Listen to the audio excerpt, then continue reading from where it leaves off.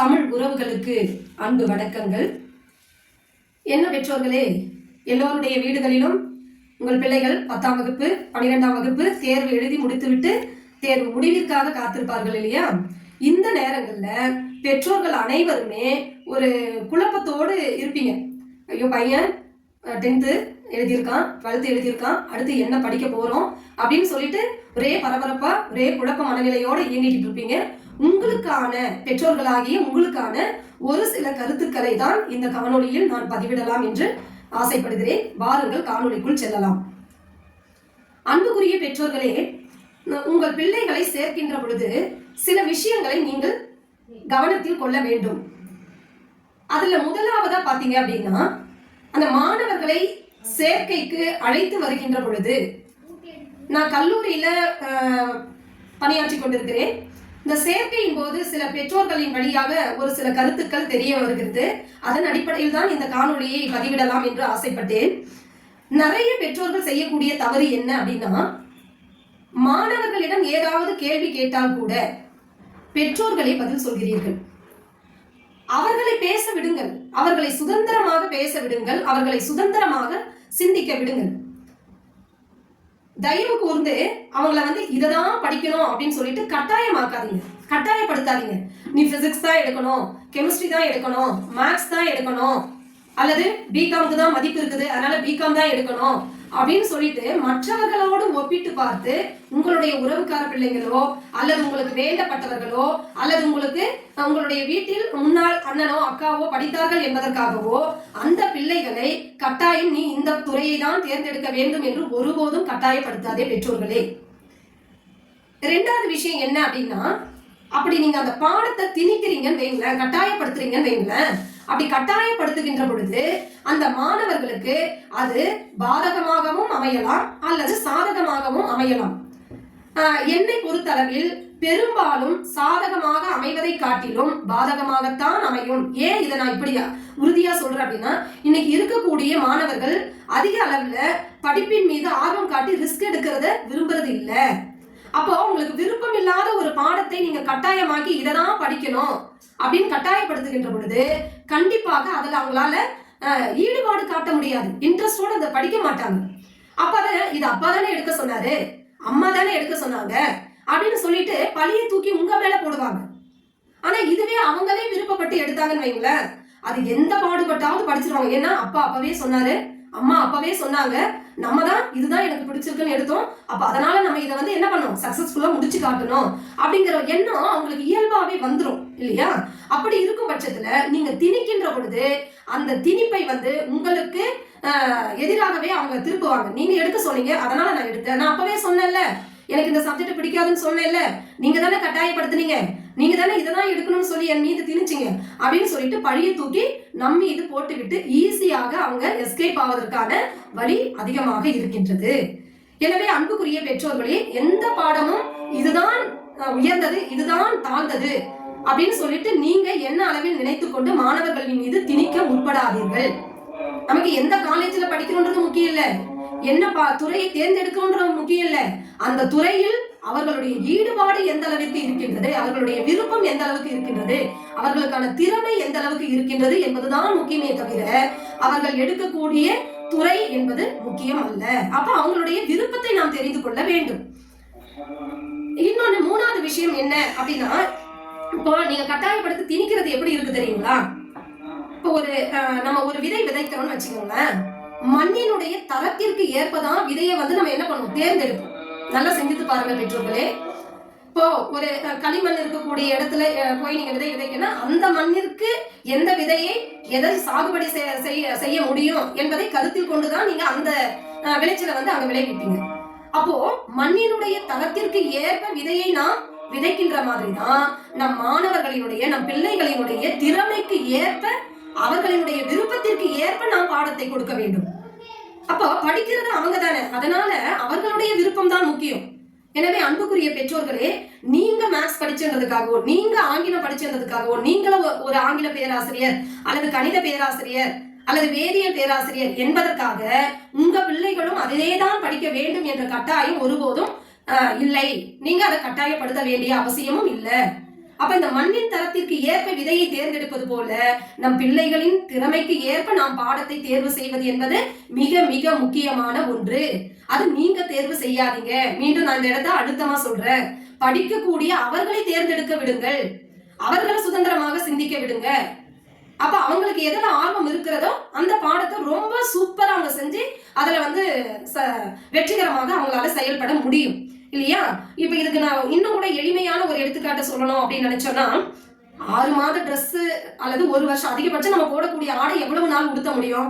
1 வருஷம், இல்ல தொடர்ந்து அதே நல்லா இருக்குன்னு போட்டோம்னா 6 மாசம். அப்படி 6 மாதம் 1 வருடம் போடக்கூடிய ஆடைக்கு கூட நீங்க என்ன பண்றீங்க? துணி கடையில கூட்டு போய் விட்டு, இன்னைக்கு இருக்கக்கூடிய மாணவர்கள் அப்படிதான், அவங்க சொல்ற மாதிரி தான் நம்ம கேட்கற மாதிரி இருக்கு இல்லையா? அந்த ஆடைக்கு கூட நம்ம கொடுக்கறது அவங்களுக்கு விருப்பது இல்ல. அந்த ட்ரெஸ் எனக்கு பிடிக்கலன்னு சொல்லிடுறாங்க. மீறி நீங்க எடுத்துட்டு வந்தீங்கன்னா அதை உடுத்தாமையே, அதை போட்டுக்காமையே அதை அப்படியே பீரோல அலமாரியில தூங்கி சின்னதாகி தூக்கி போட்டுருக்கோம். அப்ப விருப்பத்தோட எடுத்து அதை அவங்க பயன்படுத்துவாங்கல்ல. அப்ப அந்த ட்ரெஸ் விஷயம் போலதாங்க படிப்பு கூட. இப்ப 6 மாதம் 1 வருஷம் போடுற ட்ரெஸ்ஸுக்கே அவங்க விருப்பத்தோட சரிப்பா உனக்கு பிடிச்சத போய் எடுத்துக்கோ அப்படின்னு சொல்லி நம்ம பணத்தை கொடுத்து அவங்கள ட்ரெஸ் எடுக்க அனுப்புற மாதிரிதான் வாழ்க்கையோடு தொடர்புடையது இது. 6 மாசம் 1 வருஷம் போற ஆடைக்கு அவங்களுக்கு விருப்பத்தை கொடுக்குறீங்க. அப்ப நம்ம படிப்பு என்பது வாழ்க்கையோடு தொடர்புடையதுங்க. அப்ப அந்த படிப்பை ஏன்னா அவன் படிக்கிற படிப்பை வச்சுக்கிட்டு தான் நான் கடந்த காணொலியில கூட சொன்னேன், இது உங்களுடைய வாழ்க்கைக்கு திருப்பு முனை. இப்ப நீங்க தேர்ந்தெடுக்கக்கூடிய தருணம் மிக மிக முக்கியமான அவசியமான ஒரு இடம். ஏன்னா இந்த படிப்பை வைத்துக் கொண்டுதான் நீ இந்த இடத்துல நீ என்ன கற்றுக்கொள்கிறாயோ அதை அடுத்த நிலைக்கு நீ வாழ்க்கைக்கு பயன்படுத்த போற. அதை வச்சுதான் நீ பொருளாதாரத்தை சம்பாதிக்க போற, ஈட்ட போற, சமுதாயத்துல ஒரு பொறுப்புள்ள சக மனிதனாக வாழ போகிறாய். அப்போ இந்த மேற்படிப்பு என்பது ஏதோ நம்ம பேருக்கு பின்னாடி போட்டுக்கிற ஒரு அலங்காரமாக்கக்கூடிய விஷயம் அல்ல. நம்ம பேரு பக்கத்துல BA, MA, BSc, BCom, BCA அப்படின்னு சொல்லி சும்மா பேருக்கு பக்கத்துல போட்டுக்கிற விஷயம் இல்லைங்க. இது அலங்காரப்படுத்துவதற்கான ஒன்று இல்லை. இது நம்மளுடைய வாழ்க்கை முழுவதும் செயல்களின் வழியாக வரக்கூடிய ஒரு செயல்பாடு தான் இந்த கல்வி என்பது. எனவே அப்படிப்பட்ட கல்வியை நீங்க என்ன பண்ணணும்? மாணவர்களே விரும்பி எந்த துறையை அவங்க தேர்ந்தெடுக்கிறாங்க, நீங்க அமைதியா அட்மிஷனை கூட்டு போய் உட்காந்துட்டு நீங்க அமைதியா வேடிக்கை பாருங்க. அவங்க சொல்லுவாங்க இந்த துறை இருக்கிறதுன்னு. அதுல அவனுக்கு என்ன ஆர்வம் இருக்குதுன்றதை அவன் செலக்ட் பண்ணட்டும். எனவே இதை நீங்க கருத்தில் கொள்ள வேண்டும் பெற்றோர்களாகிய நீங்கள். அடுத்த விஷயம் என்ன நான் சொல்லணும்னு நினைக்கிறேன் அப்படின்னா, அப்படி ஒருவேளை அவங்களுடைய விருப்பத்திற்கே விட்டுட்டு அவங்களே சூஸ் பண்ணி எடுத்தாங்கன்னா அதை நல்ல நிலையில கொண்டு வந்தாங்கன்னா 100% கட்டாயம் அவங்களால அதுல நல்ல நிலையை அடைய முடியும். காரணம் என்னன்னா, நான் எடுத்துட்டேன், இதை எப்பாடுபட்டாவது நான் கண்டிப்பா என்ன பண்ணுவேன், இதுல சாதனை பண்ணி காட்டுவேன். அப்படி அதுல அவன் அதை வெற்றிகரமா அரியர் இல்லாம நல்லபடியா படிச்சு கிளியர் பண்ணும்போது என்ன நடக்கும்னா, அவனுக்கு பிடிக்க ஆரம்பிக்கும். அவன் சொல்ல நம்ப ஆரம்பிப்பான். அப்ப அவனுக்கான நம்பிக்கை வருகிறது. அப்ப சமுதாயத்தில் நம்பிக்கை மிகுந்த ஒரு மாணவனாக, நல்ல ஒரு முதிர்ச்சி பெற்ற இளைஞனாக மலர்கிறான், பொறுப்புடைய மனிதனாக மாறுகிறான். அடுத்தது திறன் பெற்றவனாக, ஏன்னா அவன் அந்த பாடத்துல இருக்கக்கூடிய திறனை எல்லாம் அவன் என்ன பண்ணிடுவான், ஒப்பிட்டு பார்த்து அவனுடைய படிப்பு என்பது மேம்பாடு அடையும். அப்ப திறனுடைய ஒரு மனிதனாக மாறுகிறான். அடுத்து நான் படிச்சுட்டு இதைதான் பண்ண போறேன்னு ஒரு சாதனையாளனாகவும் மாறுவான். அடுத்தது எல்லாவற்றிற்கும் மேல மனித நேயம் மிக்க, படித்தாலே நல்ல குணங்கள் இயல்பாவே வர ஆரம்பிச்சிடும். அப்ப நற்குணம் உடைய ஒரு மனிதனாக இந்த சமுதாயத்தில் அடையாளம் காணுகிறான். எனவே இது எப்ப நடக்கும்? நம்பிக்கை மிகுந்தவனாக, முதிர்ச்சி பெற்ற இளைஞனாக, நற்குணம் நிரம்ப பெற்றவனாக, சாதனையாளவனாக எல்லாம் எப்ப நடக்கும் அப்படின்னா, அவன் விருப்பத்தோடு ஒரு துறையை எடுக்கின்ற பொழுதுதான் இதெல்லாம் நடக்கும். கட்டாயப்படுத்துகின்ற பொழுதோ, திணிக்கின்ற பொழுதோ, அல்லது விருப்பம் இல்லாமல் ஒரு துறையை தேர்ந்தெடுக்கின்ற பொழுதோ இது அத்தனையுமே நடக்காது. அது நீங்கள் மீண்டும் நினைவில் கொள்ள வேண்டிய ஒன்று அன்புக்குரிய பெற்றோர்களே. எனவே நிறைய என்ன சொல்ற அப்படின்னா, கல்வி என்பது ஊட்டுகிற கல்வியாக இருக்கக்கூடாது. ஊட்டுகிற கல்வினா, இப்ப நம்ம சின்ன குழந்தைங்களுக்கு சாப்பாடு கணைஞ்சு அதுக்குள்ள என்ன காய் வச்சிருக்கிறோம், என்ன குழம்பு வச்சிருக்கிறோம் எதுவுமே தெரியாம எல்லாத்தையும் போட்டு பிசைஞ்சு உருண்டையா கொடுத்து ஊட்டோம்னா அதுல என்ன இருக்குதுன்னே தெரியாம அது சாப்பிடுது. ஆனால் அவங்களா உண்ணுகின்ற கல்வியாக இருக்கணும். இந்த வரியை நான் உங்களுக்கு ஆழமாவே சொல்லணும்னு நினைக்கிறேன். கல்வி என்பது ஒருபோதும் ஊட்டுகின்ற கல்வியாக இருக்கக்கூடாது, உண்ணுகின்ற கல்வியாக இருக்க வேண்டும். உண்ணுகின்ற பொழுதுதான் உணர்வுடைய உணவாக அது மாறும். ஊட்டுகின்ற பொழுது அது மாறாது. அப்போ என்ன நடக்குப்போ, நீங்க ஒரு திருவிழாவுக்கு போறீங்க அல்லது ஒரு திருமண நிகழ்வுக்கு போறீங்க அப்படின்னா, அங்க இருக்கக்கூடியவங்க இலையில எல்லாம் பாத்தீங்கன்னா பக்கத்துல கேசரி இருக்கு, குலோப் ஜாமுன் இருக்கு, ஜாங்கிரி இருக்கு, நிறைய இனிப்பு வகை பலகாரங்கள்லாம் வச்சிருக்கிறாங்க.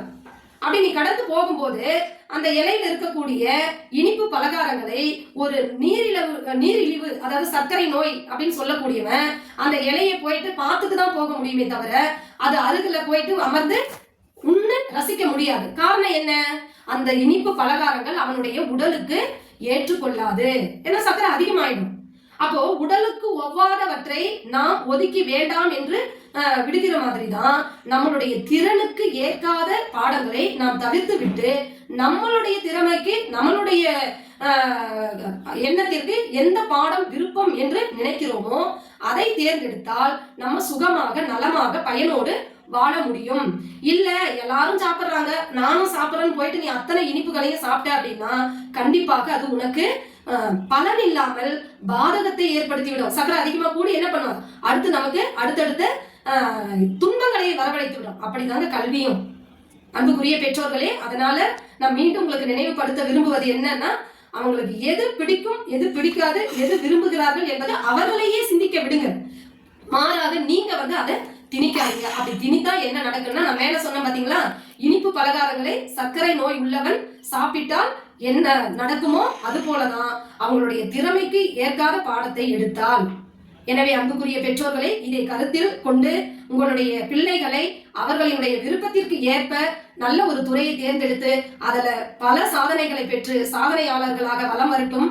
அதுக்கு நீங்கள் உறுதுணையாக இருங்கள் என்று சொல்லி இந்த காணொளியை இத்துடன் நிறைவு செய்கிறேன். மீண்டும் அடுத்த காணொளியில் சந்திக்கலாம். அதுவரை உங்களிடமிருந்து விடைபெறுவது உங்கள் முனைவர் ஜெயசித்ரா. நன்றி, வணக்கம்.